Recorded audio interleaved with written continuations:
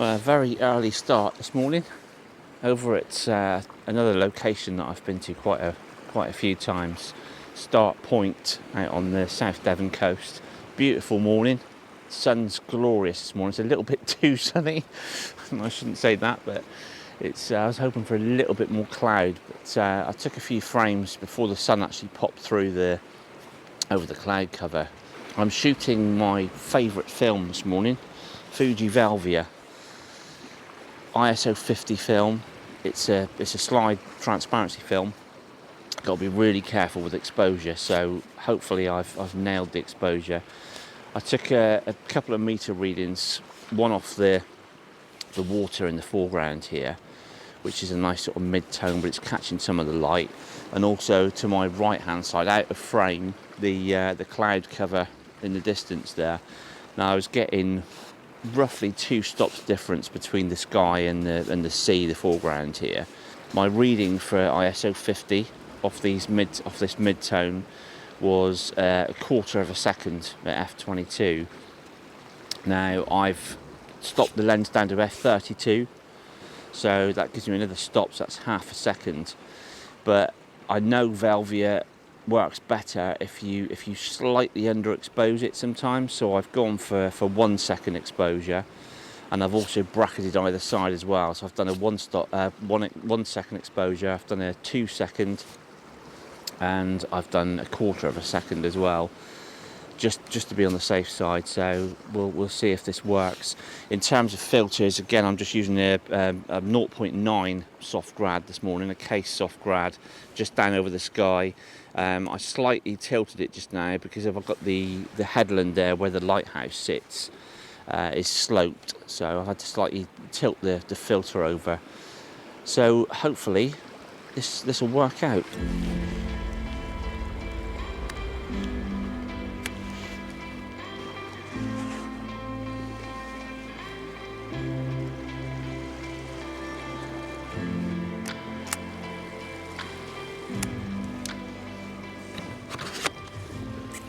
It's very contrasty this morning. I'm hoping I get the shot before that sun popped through the clouds, because it was quite bright.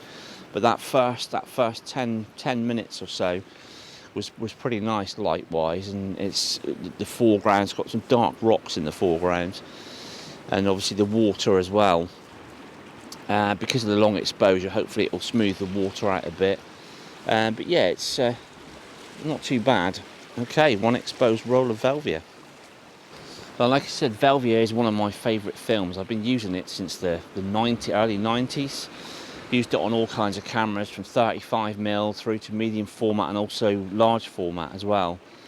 So I'm going to get this off for processing, and I'm going to go back to the light box and show you some different formats on there, just to show you the comparison in size, and talk a little bit about the coloration and the speed of the film and all its characteristics.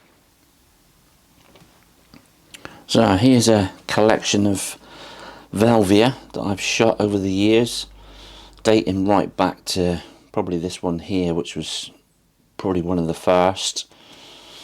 That was way back in the late 90s, I think. So we've got a range of different sizes here, as you can see. So I'll start with the smallest one, 35mm, going up to 6x4.5, then 6x6, 6x7, 6x17 panoramic, and then last but not least the 5x4 transparency. You can see straight away how the colours jump off the light box with this film. Very, very saturated and beautiful sort of contrasty colours. Now you can see the difference in size of the transparencies as well. If you compare the 35mm to the 5x4, you can kind of see the bigger the transparency you've got, or the bigger the negative, you can blow it up into huge prints. So in terms of the characteristics of this film, it's a very slow film, ISO 50. So you're normally, with low light situations like this, pretty much all of these, you're right down into into seconds, if not minutes on some exposures. Now that can cause problems with this film, a thing called reciprocity failure. So when you go down below a certain exposure value, the film takes on a weird characteristic, so you've got to allow for it. Now I use an app called the reciprocity timer. So we go into the timer and you can see film choices here. So if I put it up to Velvia 50, if I pick an exposure value, say 6 seconds, you can adjust for filters. It will give you filters and tell you how many stops to allow for filters. You can see the time jumps up. So 6 seconds is my exposure value, but it jumps up to 8, which will allow for that reciprocity failure. So once you've calculated all your filter stops and everything, it will give you an actual timer there as well, which is quite handy. Now obviously if you're shooting stuff in bright light, this sort of thing, you don't have to worry about that. But when you start shooting stuff like this, and obviously this panoramic here, then you're going to cause problems. It's a very fine grained film, so when it's blown up, you seldom notice the actual grain in the film. Being a transparency film, you've got to get your exposure spot on, so it's quite easy to make mistakes with this film. And I've used it for years, so I kind of know how it reacts. This shot here, for instance, I know this was around half a second, f22. So when I'm metering, if I'm around that sort of value, I know that I'm pretty close. So always best to use a spot meter to meter for these shots. And obviously this 35mm was taken with the in-camera meter, whereas the rest were all done with a spot meter. Now Velvia it can be oversaturated. Now obviously filter wise, you've got to be careful what filters you've used. I used a polarizer on this one, and this one. But obviously with a polarizer it boosts up the colour even more. Now in terms of other filters, I use a graduate filter, usually over the sky.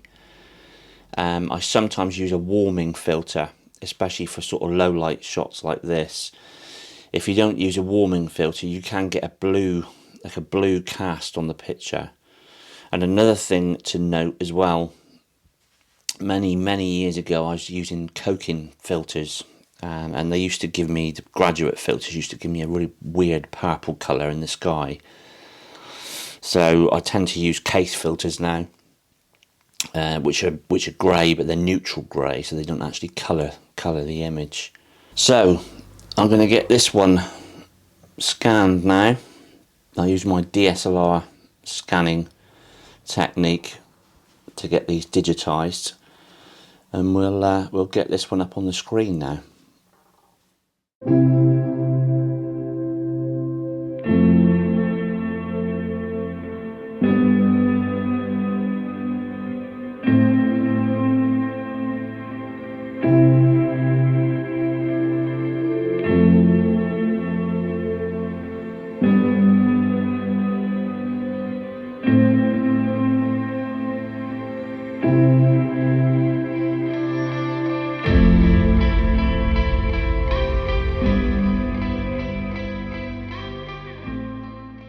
Well, it's been nice getting out and shooting with my favourite film. It's been a long time since I've shot some of that, so it's been nice. I've got some shoots planned now over the next couple of weeks with the Chroma, so a few colour shoots and some black and white as well. Got a mix of film to use. I've got some more Velvia. I've got some Kodak Ektar and some Ilford black and white film as well. So plenty of shoots planned. But yeah, so I'll hopefully see you on the next one.